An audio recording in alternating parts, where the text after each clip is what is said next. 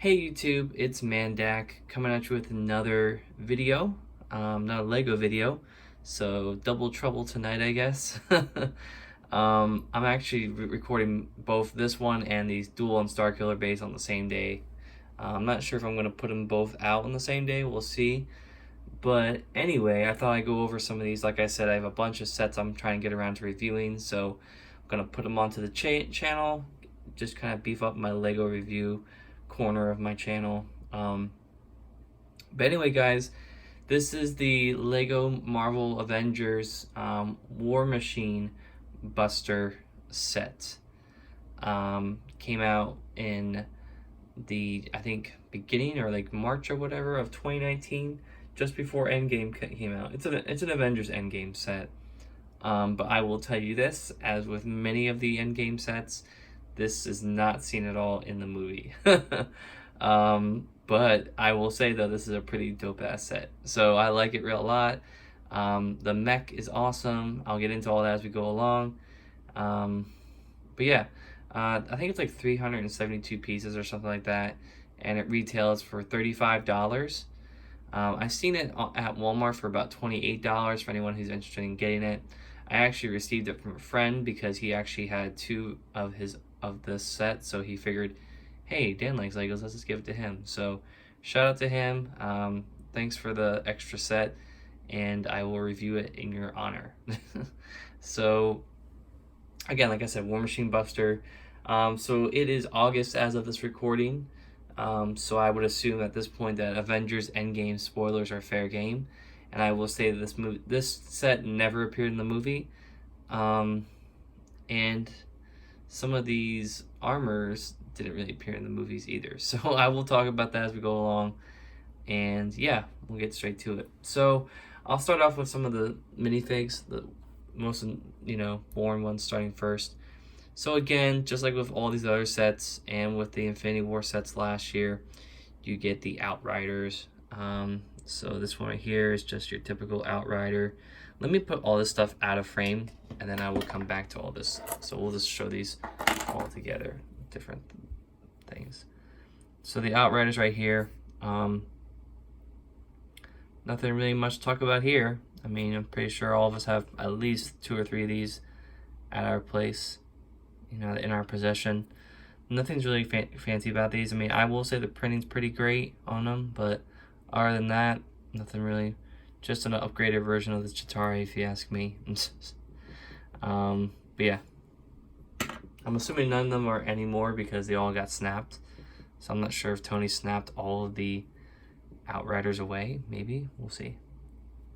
So this is another Outrider. I guess for this one they tried to make it look different, so they gave it these classic gold Wolverine claws that we first saw, I think, in 2012, maybe a little bit earlier, I'm not sure. And then you have this little pauldron with spikes coming out of it. So pretty sure that existed before this whole minifigure was collected. But you can see the back paintings.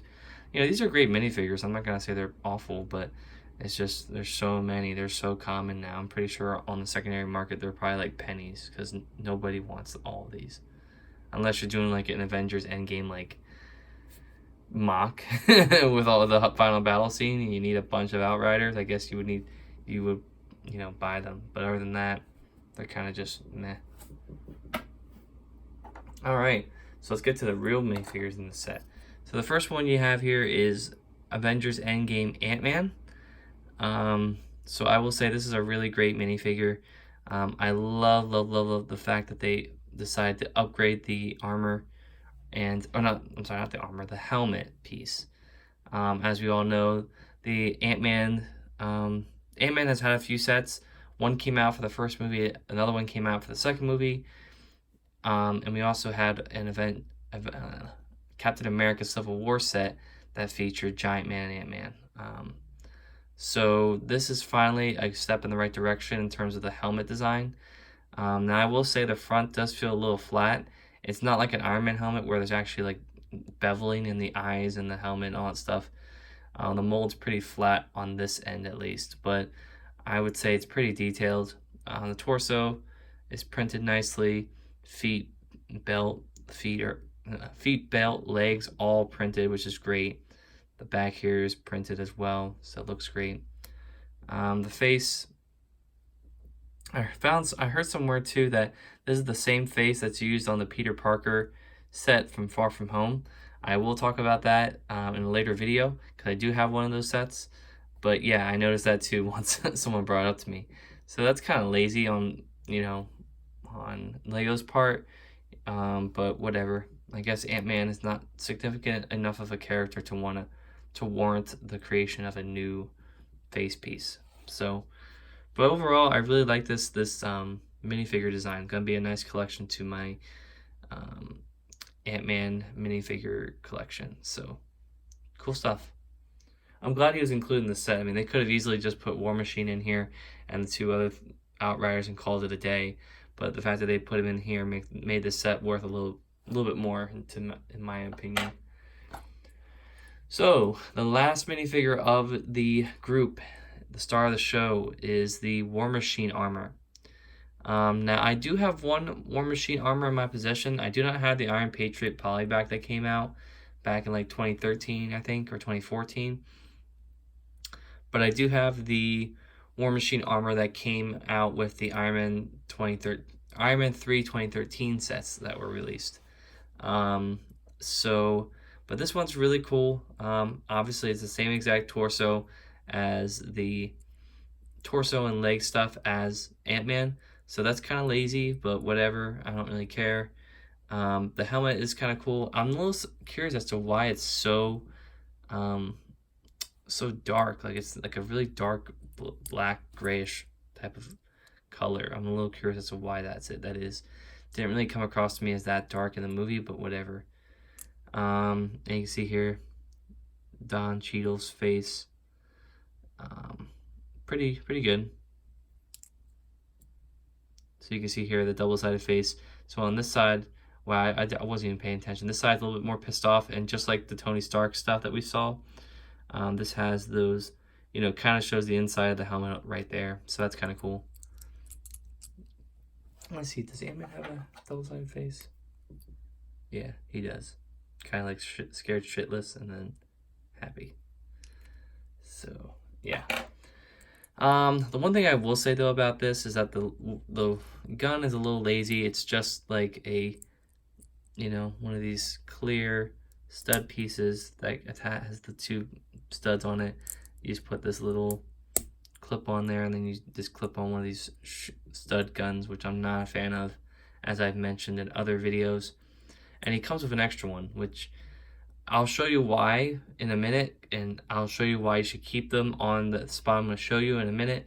But this is just really dumb. Like, War Machine does not need he does not need a blaster to hold to shoot people with. I'm a little curious as to why in the instructions they never gave you, like, because usually with Iron Man armors and stuff, they'll give you like extra pieces like red tubes for when he's flying, and like red like studs for his hands to simulate the repulsors. I'm surprised that wasn't like given to you in this set. I'm assuming it's because of the armor mech, that like they want you to be able to easily put him in the mech and not have to finagle taking pieces off and stuff like that. But it would have been cool to have that in there as well. I could probably find some in my collection. It's not a huge deal, but regardless, yeah, that's War Machine. So I will hold on to him, and I will put him over here, and we'll talk about the mech. So the rest of the set is this mech, and I will say, this is probably the third, minifigure size mech that I've had. Obviously you have the 2015 Age of Ultron set that had the War Machine, or the Iron Man Hulkbuster set in it. You had the Infinity War one from last year with Bruce Banner, and now you have this one. I also had the Ultimate Collector's Edition, not Ultimate Collector's Edition, but like the, the bigger version of the Hulkbuster set from 2015. There's actually a review of it on my channel here, so go check that out if you haven't already. But I will say, Lego is getting better and better at making these mechs. The posability on this one is nice. Obviously, you're kind of limited in terms of the scale here. You can't make everything double jointed because you know, it can get really big and long and lengthy, and it won't look proportionally correct. So I think Lego did a great job kind of getting this accurate. I mean, like I said, this set never appears in a movie. I don't know if it ever will, but regardless, it's still kind of dope. So I guess starting on the top here, you have this big chain gun, which I'm okay with. Again, it looks a little, you know, childish with like the little red studs here. Obviously, you know how these all work. I'll show them. I guess I'll show it real quick. So you just spin this, and you got studs flying everywhere. So that worked, except for that one right there. Boom. So that's cool. You still got flick fire missiles, which, guys, we're in 2019 and there's still flick fire missiles, and they still work as always. So you got that. Those are kind of cool. You know, obviously that's, you know, what War Machine is. He has all that stuff on the back of his arm. So moving over to the back, nothing special here. I will say the back does look, you know, okay. A lot of times the backs are kind of like really weird looking, but this one makes it feel really good. That is weird to say. Anyway, War Machine, you know, dome piece here, the helmet piece is printed. That's nice. Everything else is stickers. So this can flip up just as much as everything else does. And inside you have some more studs if you decide to lose them, like an irresponsible child that you are. Anyway, you can fit War Machine in there with the back part pretty easily. Nothing too complicated going on there. Can you?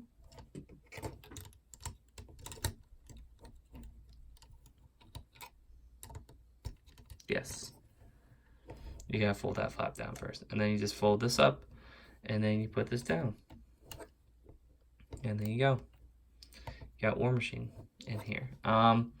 I will say I do like all the silver and gunmetal pieces you get in this set. They're really nice to have. Chest plate is just a single 1x1 plate tile piece. Again, more printed or sticker pieces right here and here. The legs are as good as they're gonna be. They do have some posability, so like, you know, they are bent at the knees right here. You can't unbend the knees, but you can move the feet pretty mobilely, and the legs kind of can swing back and forth like this, so you can get some pretty, you know, good poses out of this, you know, kind of just like running or, you know, standing like that.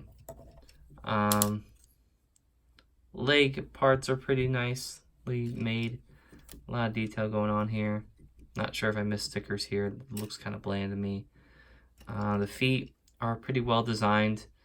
Like, again, you know, Legos learn a lot from building these and designing these mechs over the years. So they've been able to look at what works and what doesn't with the feet and different, you know, articulation here and get the sets right every time. So in terms of like the arms, I do like this. Although I would say, I'm not sure, there probably is a piece out there that you could have been able to just have this thing without this part sticking out. This looks a little dumb, to be honest. You know how this other part of this axle kind of just sticks out like that. But you got your repulsor right here, and then you can have this fist. So that's kind of cool. Looks pretty realistic. These wrists can rotate 360, so that's pretty cool. The one thing that I was talking about with the blasters is you can put the blasters right here onto the hands. That's usually where I put them, so I don't have to deal with them being held by War Machine. But yeah, arms pretty cool. This thing flaps up so you can like adjust it. Like if he goes all the way up here, you can you know, stick your shoulder blade part up there so it doesn't get in the way. But yeah, overall, I really like this mech. I think it's really well designed. You know, from any angle, it looks pretty cool, pretty accurate. I would say this is probably most proportionally correct too. I mean, you know, the legs are pretty stubby. The arms just look and feel like they belong. They're not too long, they're not too short. And I think it's the right size compared to a minifigure too. It's not too big. Because I think that was the issue with the first one. The first one felt a little too big, in my opinion. But yeah, that's the War Machine armor. not really much else to talk about. I mean, $35 I think for this is a little steep, if you ask me, considering that the other two, Hulk, the other two Buster Armor sets, were both $30, and they featured actually more stuff in them than this one did. So if you do the math, I mean, I think this is a little bit more detailed and a little bit bigger, I will say. So maybe that's why it goes up in price. Plus, you also have some more minifigures. But I mean, you could definitely try to find this for like less than $30, probably on a lot of places. So, but overall, I'd say, if you're a huge Iron Man, War Machine fan, Ant-Man fan, definitely want to pick this up. And yeah, I think this is a good addition. Good, cool thing to display as well. And yeah, that's pretty much it, guys. So this has been me going over the Lego Marvel Avengers War Machine Buster set. So thank you guys for watching, and have a good one. Bye.